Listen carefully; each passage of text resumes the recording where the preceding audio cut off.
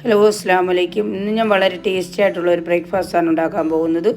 അപ്പോൾ നമുക്ക് അതിന് വേണ്ടി ഞാനിപ്പോൾ എടുത്തിട്ടുള്ളത് ഒരു 2 കപ്പ് അരി വെള്ളത്തിയിട്ട് കുതിർത്തെടുത്തതും ഒരു നുള്ളു ഉഴുന്നും അതിൻ്റെ കൂടെ ഒരു ചെറിയ കപ്പിന് 1/4 കപ്പ് പിന്നെ കുക്ക് ചെയ്ത റൈസുമാണ് ഞാൻ എടുത്തിരിക്കുന്നത്.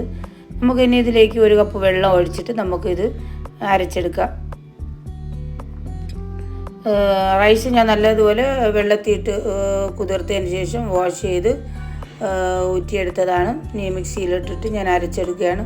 അപ്പോൾ നല്ല അരച്ചെടുത്തിട്ടുണ്ട്. ഇതിന് ഒരു ബൗളിലേക്ക് ഞാൻ ഒഴിച്ച് വയ്ക്കുകയാണ്.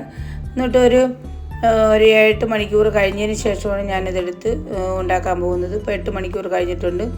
നമുക്കിത് നല്ലതുപോലെ പതഞ്ഞ് വന്നിട്ടുണ്ട്. നല്ലതുപോലെ അത്യാവശ്യം ഒരുപാട് പുളിച്ചിട്ടില്ല, എന്നാലും അത്യാവശ്യം നല്ല സോഫ്റ്റായിട്ട് ഞാൻ ഇതിലേക്ക് ഞാൻ പിന്നെ ഈസ്റ്റ് ഒന്നും ചേർത്തിട്ടില്ല. പിന്നെ ഞാൻ ചേർക്കാൻ പോകുന്നത് പിന്നെ അപ്പ സോഡയാണ്, അത് മാത്രമേ ചേർക്കുന്നുള്ളൂ.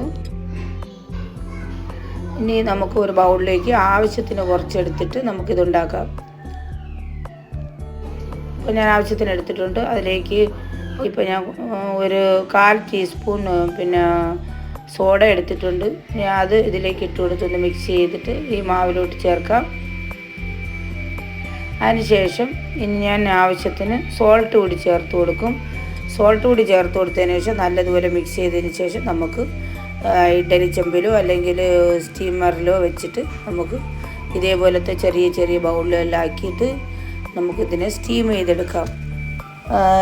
ഇഡ്ഡലി ഉണ്ടാക്കുന്ന പ്രോസസ്സ് പോലെയാണ്, പക്ഷേ എങ്കിൽ തന്നെയും നമുക്ക് ഇഡ്ഡലിക്കുള്ളതിൻ്റെ അത്ര ഉഴുന്നൊന്നും വേണ്ട. ജസ്റ്റ് ഒരു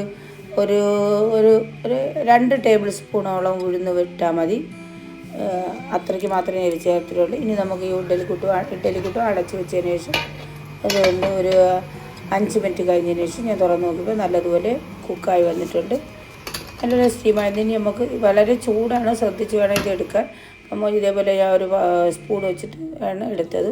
ഒരു പാത്രത്തിലേക്ക് ഇതിൽ തട്ടിയിട്ട് വെച്ചിട്ടുണ്ട്. ഇപ്പോൾ നോക്കിയേ, നല്ല സോഫ്റ്റായിട്ടുള്ള നല്ല ഒരു ഇഡ്ഡലി പോലെയാണ് ഇരിക്കുന്നത്. നല്ല സോഫ്റ്റാണ്, ഭയങ്കര ടേസ്റ്റാണ്. ഇതിൻ്റെ കൂടെ നമുക്ക് ചട്നി, റെഡ് ചട്നിയോ വൈറ്റ് ചട്നിയോ ചേർത്ത് നമുക്കിത് കഴിക്കാം.